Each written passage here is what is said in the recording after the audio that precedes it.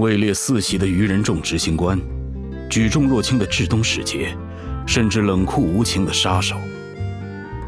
若你消息极为灵通，或许可以打听到这些关于阿累奇诺的情报。如果再进一步，你有幸被那些孩子接纳，便会知晓他最为重要的身份——一位父亲。希望是一次有价值的合作。作为一名从事谍报工作的专业人士，阿累奇诺倾向于较为隐秘的出击方式，但也不要因此就认为他的烈焰不敢在光天化日之下燃烧。阿累奇诺的普通攻击会进行至多6段的连续枪击，对敌人造成物理伤害。使用重击时，阿累奇诺会消耗一定体力，向附近的敌人突进，并进行一次挥斩。持续长按时，阿累奇诺将以消耗体力为代价，进行持续一段时间的快速移动。释放元素战技，阿累奇诺潜令恶月血火，对附近的多名敌人造成火元素伤害，并对其中1名敌人突进斩切，造成火元素范围伤害。阿累奇诺的元素战技命中敌人时，将对其施加持续一定时间的血长勒令。血长勒令会间歇性对敌人造成1次火元素伤害，至多造成2次。该伤害视为元素战技伤害。此外，阿累奇诺进行重击或释放元素爆发时，将回收并清除周围的血长勒令。每回收1枚血长勒令，将会为阿累奇诺赋予其生命值上限一定比例的生命之气。通过这种方式获得的生命之气存在一定限度。持续期间再次释放元素战技，将重新计算血长勒令的持续时间与血长勒令能赋予的生命之气上限。炽热的血脉铭刻在阿累奇诺的生命之中，它为他带来痛苦，也带来力量。当阿累奇诺具有的生命之气大于等于一定生命值比例时，他将进入红死之焰状态。普通攻击、重击与下落攻击造成的伤害，将转为无法被附魔覆盖的火元素伤害。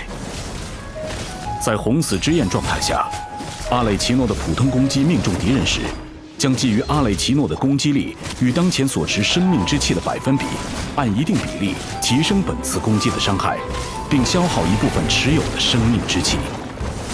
通过这种方式消耗生命之气时，会缩短元素战技万象化灰的冷却时间。解锁天赋为苦痛可偿还后，阿累奇诺元素战技的血长勒令对敌人施加一定时间后，会升级为血长勒令劫。在回收时，转而为阿累奇诺提供更多生命之气。此外，击败带有血长勒令的敌人，也将为阿累奇诺赋予大量生命之气。通过上述方式获得的生命之气存在一定上限。于此坠落。释放元素爆发，阿累奇诺正如恶月血火之意，造成火元素范围伤害，并在此后清除元素战技万象化灰的冷却时间，基于当前他的生命之气数值与攻击力恢复生命值。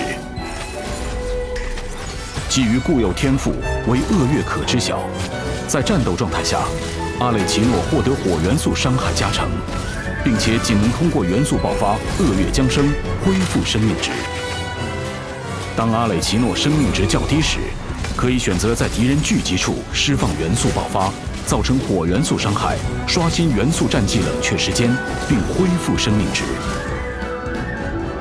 他是孩子们仰赖的父亲，家因他而存在。解锁天赋为力量可守护后，阿累奇诺将基于自身攻击力超过一定数值的部分，按一定比例提升自己的所有元素抗性与物理抗性。通过这种方式获得的提升存在一定上限。愚人众执行官第4席是对阿累奇诺作战能力最为直观的肯定与表彰。通过对生命之气的熟练运用，阿累奇诺操纵血焰，为他的敌人带来不祥之兆。战斗中，阿累奇诺通常先释放元素战技，对敌人施加血长勒令，接着在合适的时机借助重击回收血长勒令，以获取更多的生命之气，进入红死之焰状态，利用强化普通攻击持续造成火元素伤害。当元素能量充足时，阿累奇诺释放元素爆发，对敌人造成火元素伤害，并恢复生命值。同时，还将清除元素战绩冷却时间，持续向敌人发动攻击，令对手在血月般的火焰下化为滋养圣果的灰烬。以这个世界的天象来看，黑色的太阳或是红色的月亮，都不是什么好兆头。以此为标志的王朝，也都没有得到好结果。而当赤月之轮反复出现在一个人的梦中时，他大概要小心了。在漫长的旅途中，我见过很多人为反抗命运斗争，阿累奇诺是其中之一。他似乎成功了，血火侵蚀着他的身体，也溶蚀了紧固他的牢笼。当血月的光笼罩而下，有人看到了死亡，而有人得到了家的穹顶。